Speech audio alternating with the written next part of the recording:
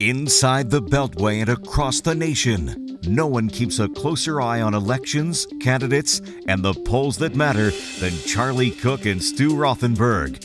Leading Authorities presents Washington's most trusted political insiders.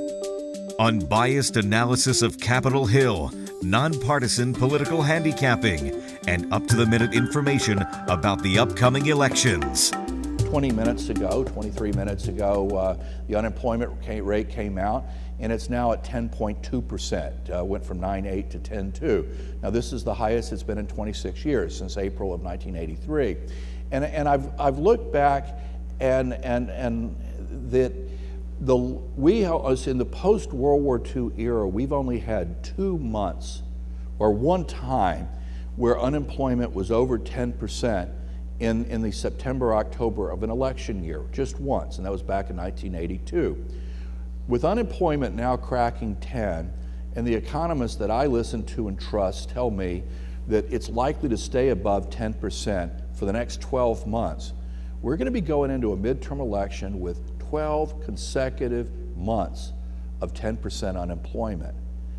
That hasn't happened since the Great Depression. And we don't know exactly what that does, but we can kind of take some clues from it. This is serious stuff.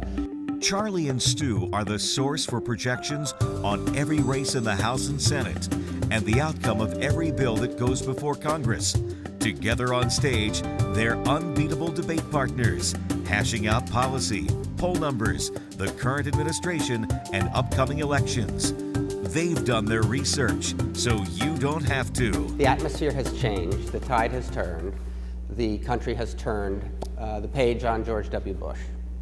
That is a fundamental shift in the national political environment, and it means that Republicans no longer have to spend the entire election cycle on the defensive. Charlie and I watched campaign after campaign, interviewed candidate after candidate, and Democrats, all they had to do was say, you supported the Bush agenda, you're part of the Republican agenda, you're part of the failed Republican either administration or Congress or government. And Republican candidates were constantly on the defensive. They spent all their time explaining, arguing that they were in fact not responsible for the war in Iraq, the financial meltdown, or whatever. It was constantly on the defensive. And now what you've seen in the past few weeks is a dramatic turnaround where they're on the offensive. They're criticizing. The funny thing, the ironic thing that it's amusing to me is the dominant mood in this country is one for change. That hasn't changed. So in this case, the mood for change has been constant. But suddenly a different party is benefiting from this. Suddenly it's the Republicans now who are taking advantage of the fact that people are dissatisfied, worried, fearful. Charlie Cook has been called the Picasso of election analysis by the Wall Street Journal. He handicaps every race, from national politics to state assemblies and local districts.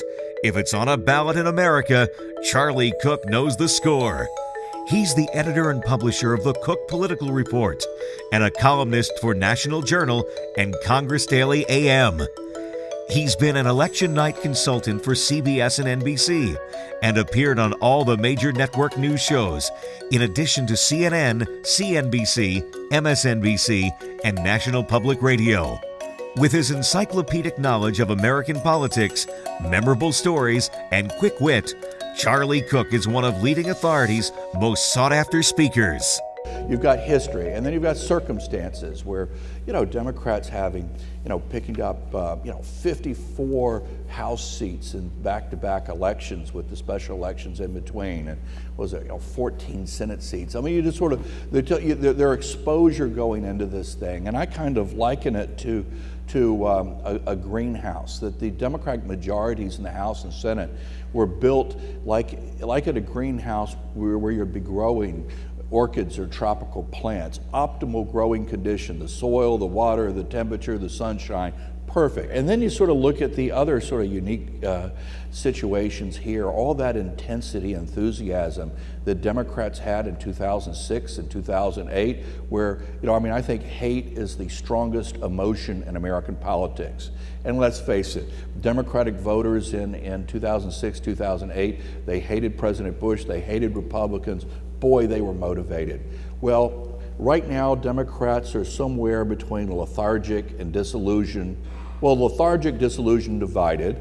There's sort of all of those things out there, right? And then all that enthusiasm has transferred over to Republicans. And I wrote in a column recently that the Democrats would have to put machine gun nests around polling places to keep conservatives from voting in this environment. Stu Rothenberg runs the Rothenberg Political Report.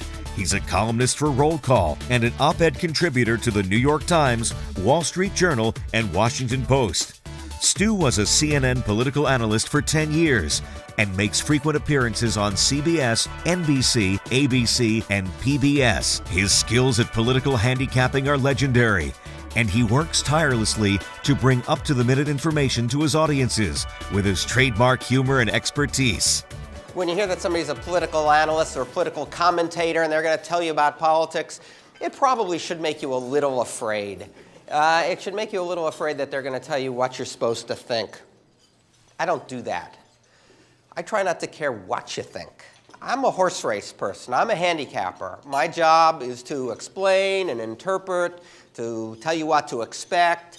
It doesn't matter to me what your positions are on any issue. It doesn't matter to me if you're a Republican or Democrat, a conservative or a liberal. I don't tell you what you want to hear. I don't try to upset you and anger you, but I just try to get it right. So in that regard, I am like the political weatherman. Stu and Charlie are the secret weapons of associations and organizations that need to stay informed about what's really going on behind the scenes in America's halls of power. Now, and when I look at these Senate races, at the beginning of the year, I don't know what you thought, Charlie, but at the beginning of the year, I thought the Democrats were going to net between 2 and 5 Senate seats. I thought they had a good chance to win New Hampshire, Ohio, Missouri, Kentucky, a bunch of these races. And it looked like they weren't going to take over any Democratic seats. They had a chance against Harry Reid. But the way the Senate has developed, I think, reflects how the whole cycle has changed. Republican recruiting is up. Republican fundraising is better. Republican message is getting better. And the key thing is, the fundamental thing about it all is, the narrative has changed. The Republicans now have a narrative. They have a narrative both in terms of the economy, these economic numbers, the direction of the country, the administration's performance. They also have a narrative in terms of 2 election victories and big governor races. I do think they ought to find whoever the rocket scientist was that came out with the phrase shovel ready and hit him on the head with a shovel, because in the world of public works construction, there is no shovel ready. And you don't sign a bill one day and concrete starts getting poured the next day. There's a lag time, and it set up expectations, and people's patience on the economy is starting to really, really, really wear out. The 2010 midterm elections are almost here.